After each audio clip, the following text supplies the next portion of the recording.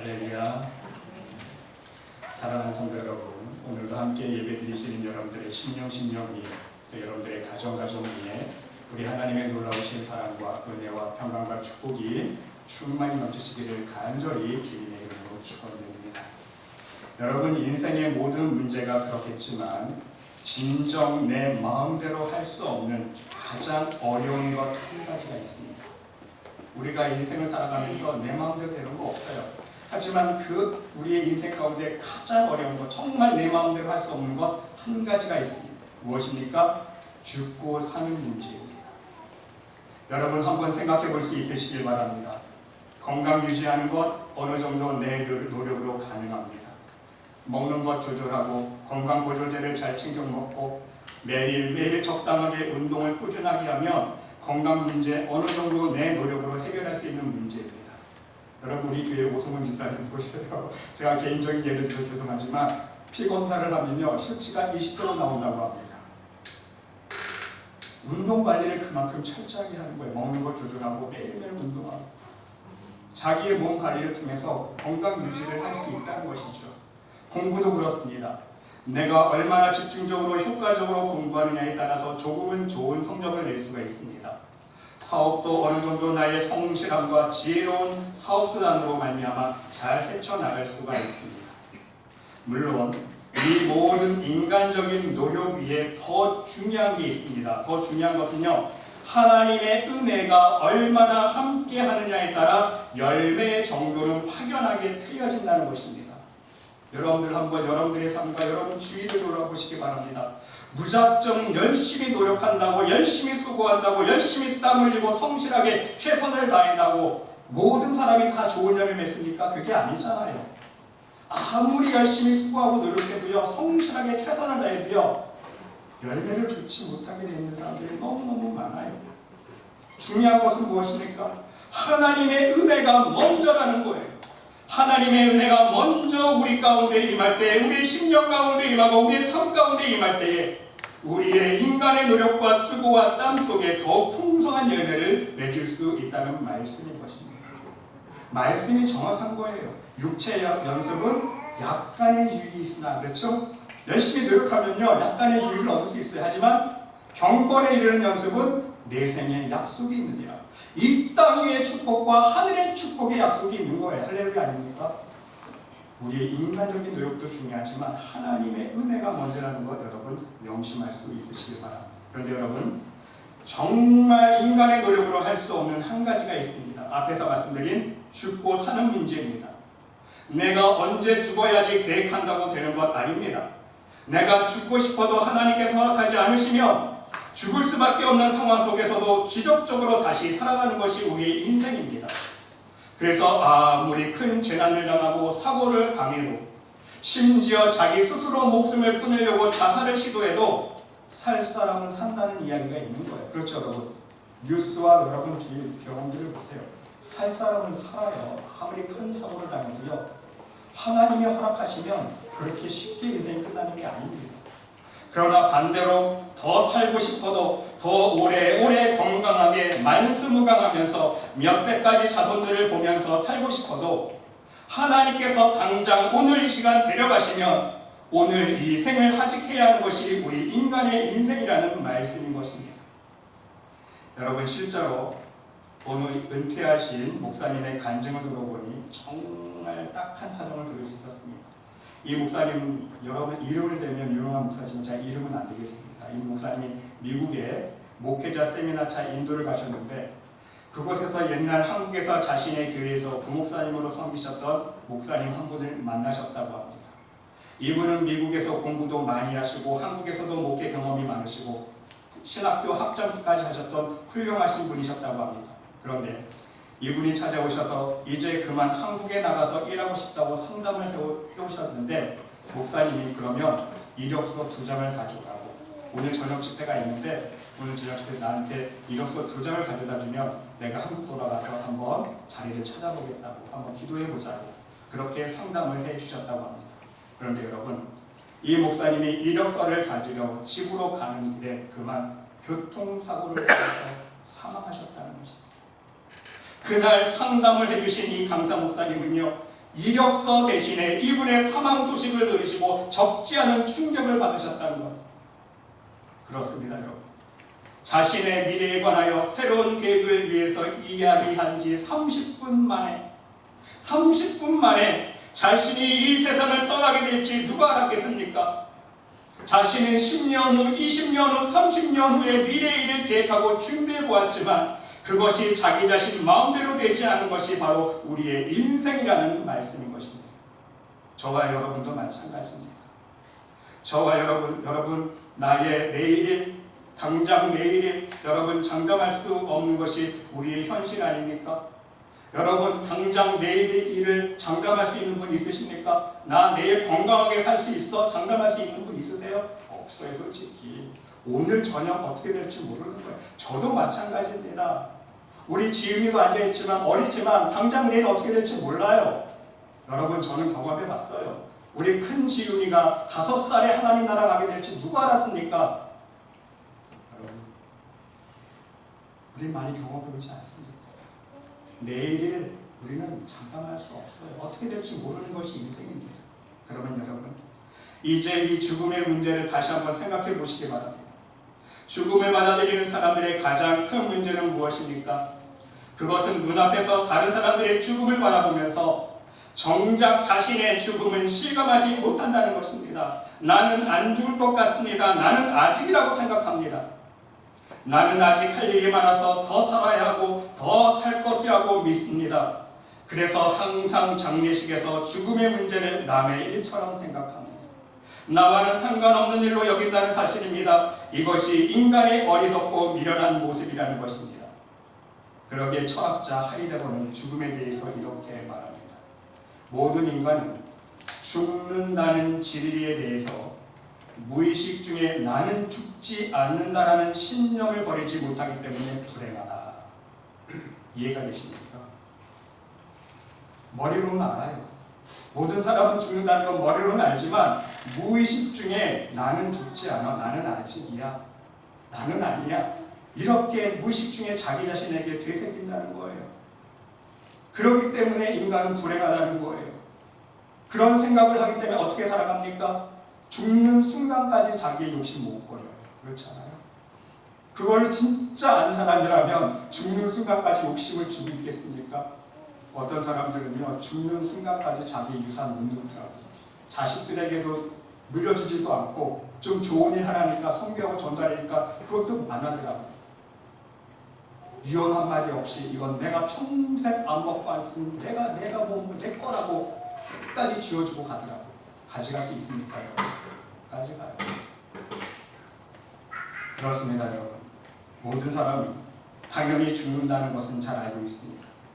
알면서도 나는 죽지 않는다, 나는 죽고 싶지 않다, 나는 아직이야, 나는 아니지, 이렇게 자기 자신에게 되새긴다는 것입니다. 사랑하는 성도 여러분, 그러므로 우리 신앙인들은 이제 주님 안에서 새로운 죽음에 대한 깨달음과 죽음에 대한 결단을 내릴 수 있어야 합니다. 과연 나는 어떠한 죽음을 맞이할 것인가? 과연 나는 죽음을 위해 어떤 준비를 해나갈 것인가? 과연 나는 어떤 신앙의 자세로 하나님 부르시는 그날까지 하루하루를 살아갈 것인가? 바로 이것이 우리의 궁극적인 신앙의 문제가 될 수 있어야 하는 것입니다. 여러분 오늘 사도 바울을 보시기 바랍니다. 어떤 죽음에 관한 고백을 하고 있습니까? 사도 바울은요, 지금 이 편지를 쓸 때 어떤 상황입니까? 로마 감옥에 갇혀 있습니다. 지금 재판을 기다리고 있는 상황입니다.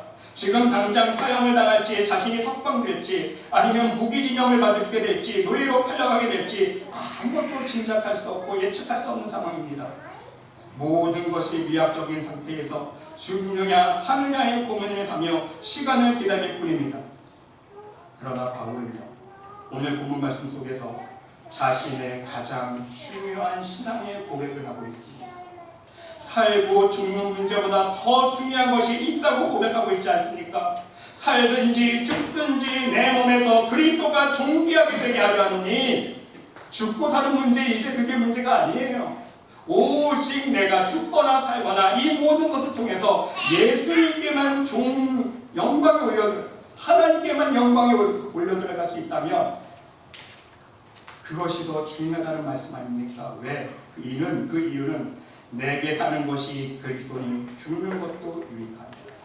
하나님의 영광을 위해서, 예수님의 이름을 위해서라면, 복음 전파를 위해서라면 내가 지금 당장 죽어서 여한이 없다는 겁니다. 무슨 뜻으로 이 고백을 하고 있는 것입니까? 이제는 자신에게 있어서 단지 얼마를 더 사는 것, 아니면 지금 당장 죽는 것, 이 문제가 중요한 것이 아니라는 것입니다. 목적이 중요하다는 말씀인 것입니다. 살아도 그리스도를 위한 삶을 사는 것이 중요합니다. 죽어도 그리스도를 위한 죽음이 중요하다는 말씀인 것입니다. 정말 놀라운 고백이 아닐 수 없습니다.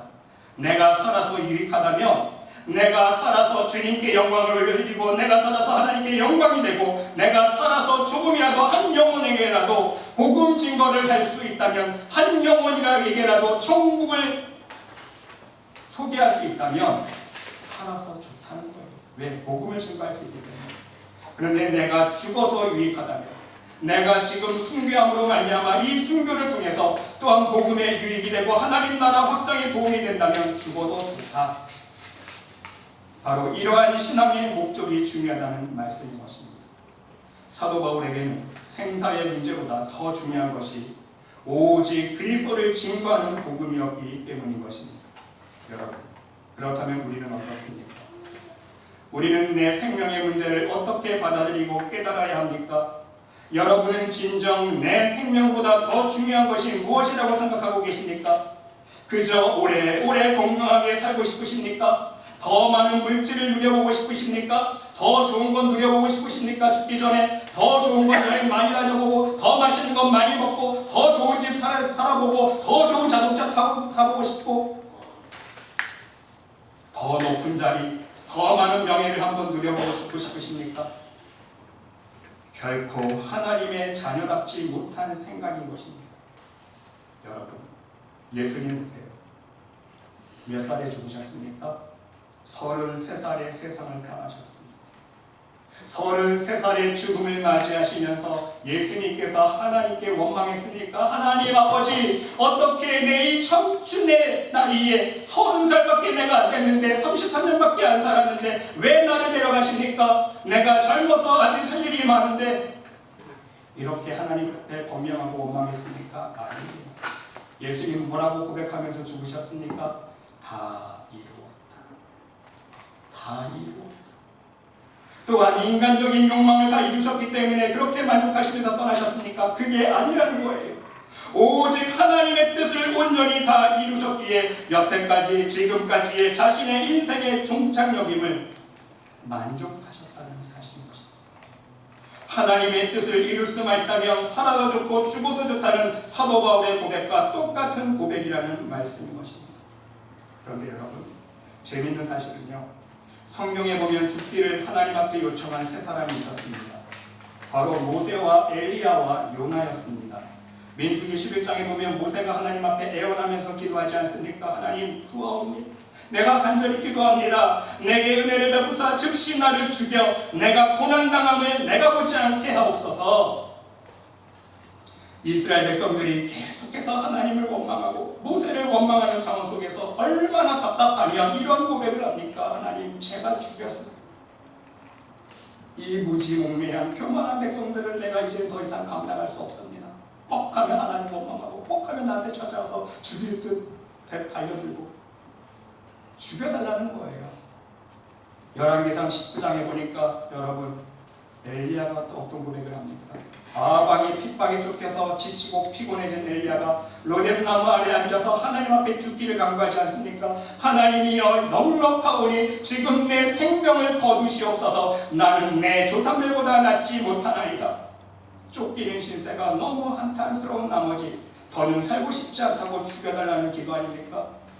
아방의 손에 잡혀서 죽기보다 하나님께서 데려가 달라는 거예요. 또한 불평이 많았던 요나 선지자 보시기 바랍니다.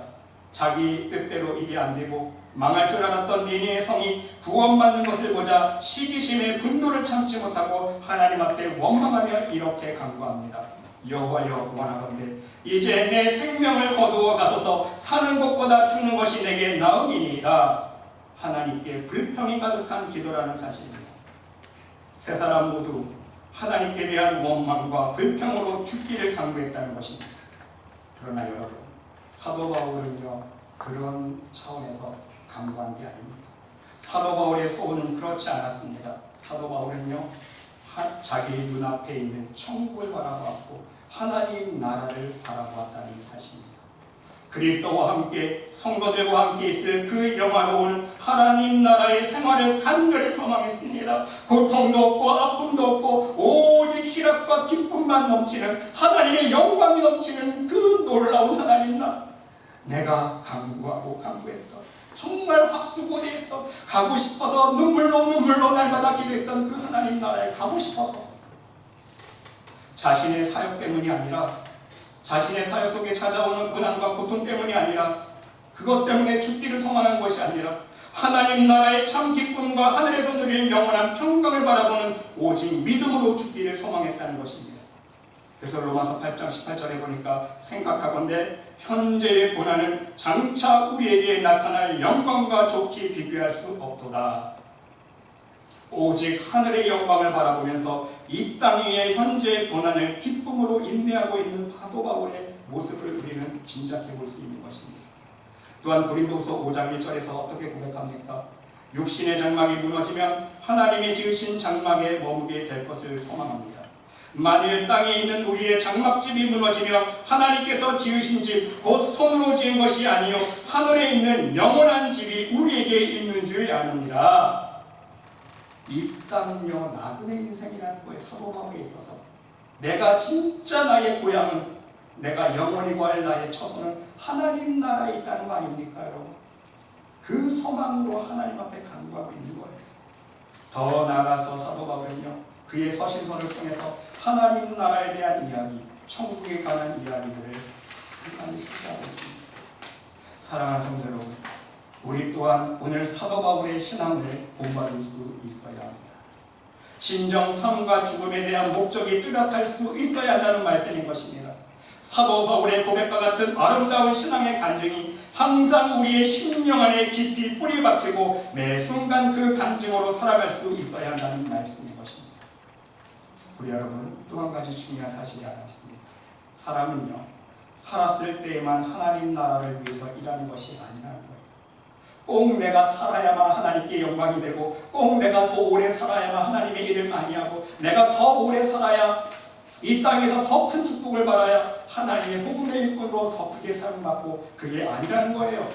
죽음을 통해서도 얼마든지 하나님을 위해서, 하나님 나라를 위해서, 복음을 위해서 일할 수 있다는 것입니다. 하나님께서 그렇게 역사하시기 때문에 우리는요, 사는 것만 능사라고 생각하기 쉽지만, 어찌 보면 하나님의 일꾼들을 한번 보시기 바랍니다. 많은 하나님의 일꾼들 가운데 살아서 복음의 열매를 맺은 것보다 오히려 죽음을 통해서 더 많은 복음의 열매를 거두게 되는 경우가 얼마든지 있다는 사실인 것입니다. 사도 바울은요, 살아서 복음의 유익한 복음의 열매를 풍성히 맺었지만, 반대로 여러분들 아시는 스데반 보시기 바랍니다. 죽음을 통해서 하나님의 복음에 동참하지 않았습니까? 어거스틴이 언급한 것처럼 스데반은 분명히 죽었으나 그 죽음이 사도 바울을 중생시켰고, 스데반의 아름다운 순교에 감동받은 사도 바울은 평생토록 복음을 전했다는 것입니다. 그렇습니다.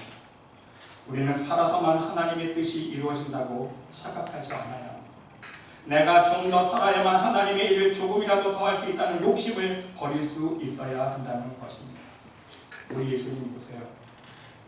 십자가에 죽으셨잖아요.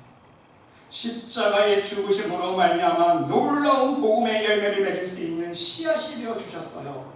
만일 예수님께서 죽지 않으셨다면 하나님께 뻐득 간과요 우겨가지고, 하나님 제발 나 살려달라고, 더 살아야 된다고 십자가에 죽지 않으셨다면 오늘날 복음의 역사가 없었어요. 그렇죠? 십자가에 죽으셨기 때문에 제가 믿음을 고백하게 될 수 있었고, 여러분들이 믿음을 고백할 수 있는 복음의 열매가 풍성히 맺을 거 아닙니까? 할렐루야. 죽었기 때문에 그런 거죠. 여러분, 여기 예화 하나가 있습니다. 여러분이 한 번쯤은 들어보셨을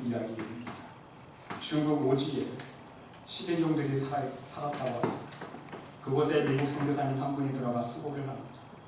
병도 고쳐주고 학교도 세워주고 성공적으로 전도를 합니다. 식인종들이 감동을 받아서 예수를 믿겠다고 합니다. 그런데 아무리 노력해도 고쳐지지 않는 것 한 가지가 있습니다. 바로 식인종이기 때문에 사람 잡아먹는 버릇, 그 습관을 못 고쳤다는 거예요. 그들도 예수는 믿겠지만 사람을 먹는 관습만큼은 말리지 말아달라고 그 선교사님에게 애원했다는 것입니다. 그러면 안 된다고 아무리 권면하고 아무리 설교를 하고 아무리 사정해도 말을 안 들었다는 거예요.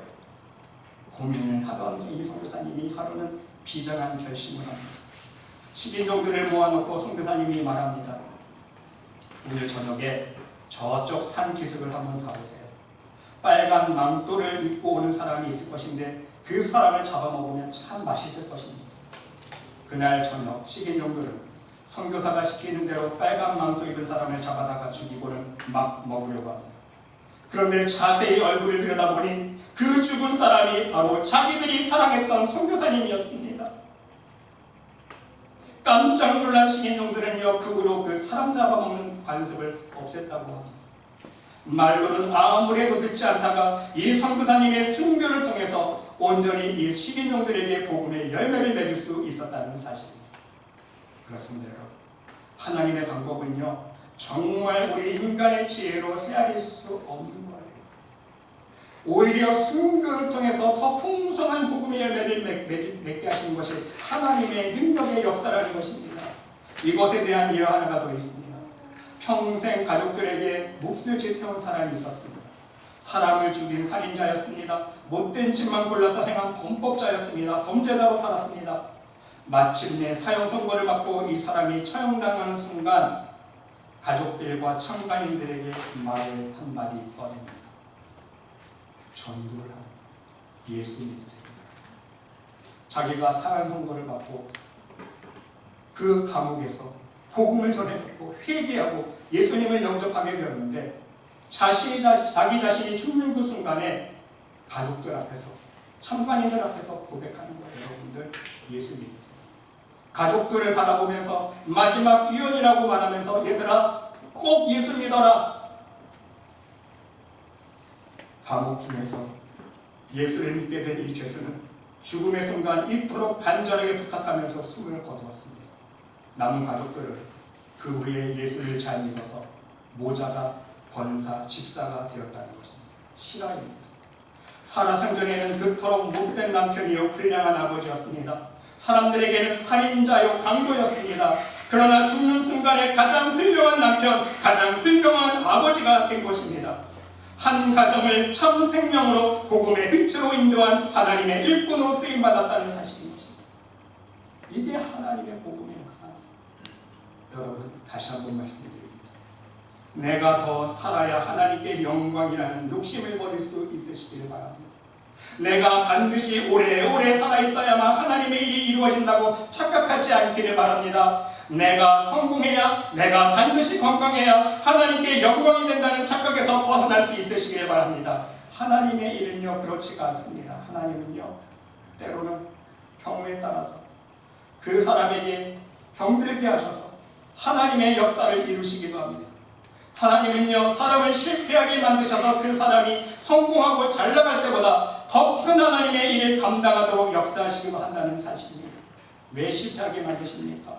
자기 자신을 의지하지 아니하고 오직 내 삶을 주장하시는 하나님만 의지하게 만드셔서 오직 나의 모든 언행 심사를 통해서 하나님께서 나머지 주시는 내 일생을 통해서 하나님께 영광 올려드리도록 온전한 믿음 위에 바로 설 수 있도록 때로는 병이 들게 하시고 그 병을 통해서 내 교만과 욕심을 버리게 하시고 또한 실패를 통해서도 하나님만을 의지하는 믿음으로 더 큰 하나님의 일꾼으로 사용하신다는 말씀인 것입니다. 하나님은요 우리 인간을 너무나도 잘 알고 계시기에 사람마다 그 사람에게 맞는 상황으로 하나님의 일을 이루어 가신다는 사실입니다. 그래서 사도 바울은 죽고 싶어서 간절히 소망했지만 하나님께서 더 시간을 주신 이유는 무엇입니까? 더 살아서 많은 사람들에게 복음의 유익을 끼치도록 하셨고 스데반은 죽음을 통해서 하나님의 복음의 일꾼으로 사용하도록 하셨다는 말씀인 것입니다. 여러분 저는 목회자로서 저는 간증을 해요. 제가 고백을 합니다. 저 역시 어렸을 때 죽을 목숨이었습니다. 하나님께서 덤으로 주신 생명인 거 제가 알아요. 이미 저는요, 어렸을 때 태어나자마자 저는 끝났어야 할 인생이었어요. 저희 어머니의 성원 기도를 통해서 제가 하나님 앞에 덤으로 인생을 생명을 얻었는데, 이제 제가 하나님 앞에 산전수전 다 겪고 나니까, 하나님 앞에 두 손 두 발 다 들고 나니까 이제 나오는 고백이 뭔지 아십니까? 하나님 이제 고백합니다.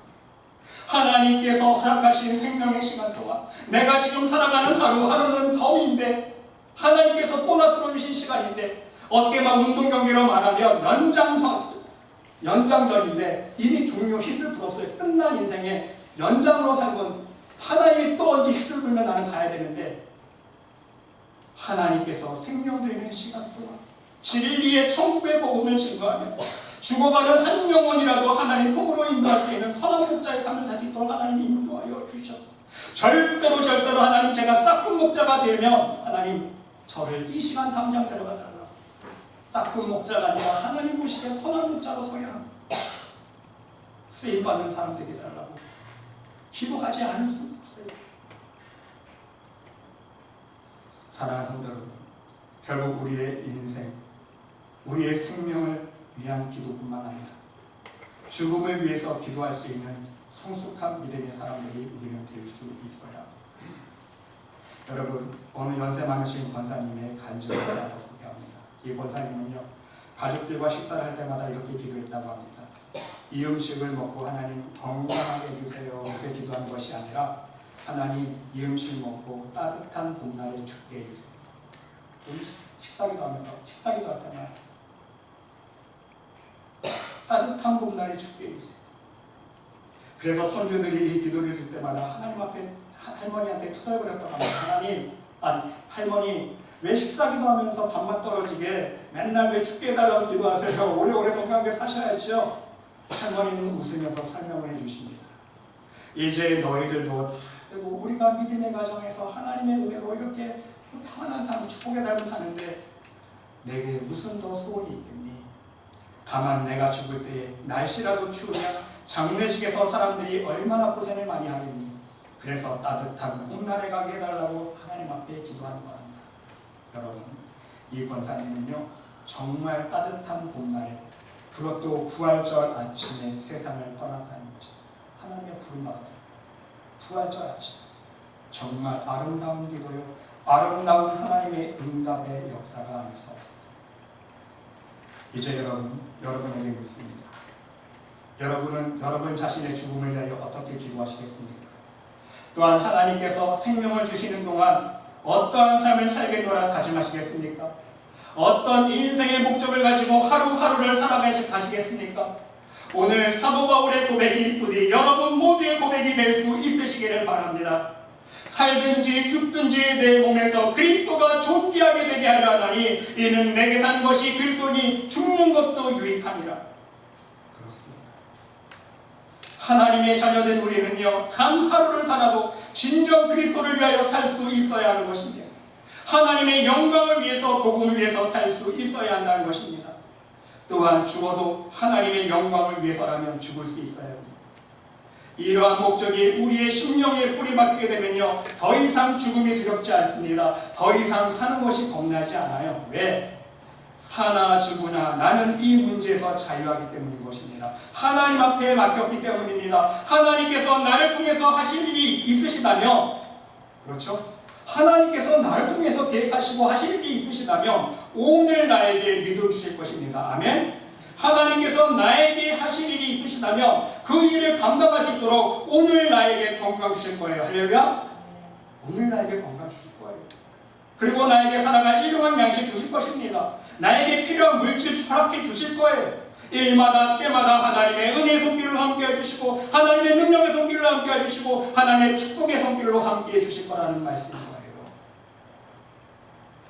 하나님이 이유가 있으시다면, 아니면 반대로 내가 오늘 죽어서 하나님께 영광이 된다면 오늘 하나님 나라에 내가 갈 수 있어서 땡 잡은 거 아닙니까? 여러분, 솔직히 감사한 거 아니에요? 하나님 나라 오늘 갈 수 있는데 얼마나 감사해요. 땡 잡은 거예요. 여러분, 그렇잖아요. 하나님 나라에만 갈 수 있다면 애를 써도 못 가는 게 하나님 나라예요. 그렇죠? 가고 싶어도 못 가는 게 하나님 나라예요. 하나님 앞에 믿음이 통과해야 되는데 하나님 나라에만 갈 수 있다면, 오늘 하나님께서 나를 하나님 품으로 불러주실 수가 있다면 땡잡은 거 아닙니까? 로또, 복권, 당첨됩니다. 더 행운아가 된 거예요. 그렇게 우리가 소원하고 영원하고 간절히 소망하다 하나님 나라 갈 수 있는데 얼마나 감사한 것입니까, 여러분? 슬픈 게 아니에요. 그리고 하나님께서 언제 부르실지는 모르지만 그 날에 우리가 하나님 앞에 고백해야 될 대답이 있습니다. 무엇인지 아세요, 여러분? 바로 예수님의 대답인 줄 믿습니다. 하나님, 오늘 이 시간 당장 하나님께서 나를 부르셨는데 하나님 고백합니다. 하나님께서 맡겨주신 사명 내가 다 이루었습니다. 아멘. 하나님께서 맡겨주신 사명, 하나님께서 나를 통해서 이루시고자 하는 그 사명, 하나님 내가 다 이루었습니다.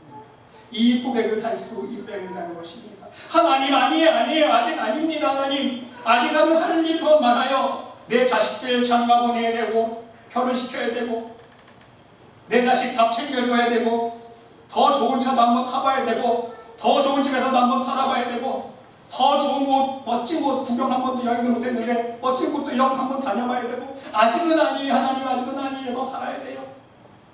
하나님 앞에 이렇게 대답하는 것이 아니라, 하나님, 오늘 나를 부르셨는데 내가 하나님께서 맡겨주신 사명 다 이루었습니다. 여러분, 이 고백을 하기 위해서는요, 오늘 이 시간 여러분들에게 주신 시간이 있잖아요. 그리고 여러분, 오늘 하나님께 주신 생명이 있고요, 하나님께서 오늘 여러분에게 허락하신 건강이 있고요, 오늘 하나님께서 내 손에 맡기신 모든 것이 있습니다. 오직 이것을 가지고요, 하나님의 나라와 하나님의 의를 위해서, 오직 하나님의 영광을 위해서 살아갈 수 있는 믿음이 있어야 된다는 사실입니다. 아멘. 그렇게 살아야 돼요. 내일 장담하지 마세요. 오늘만 생각하세요. 이 시간만 생각하세요. 그래서 하나님께서 언제 부르시든 간에 하나님께서 맡겨주신 사명 내가 잘 감당했습니다. 다 이루었습니다.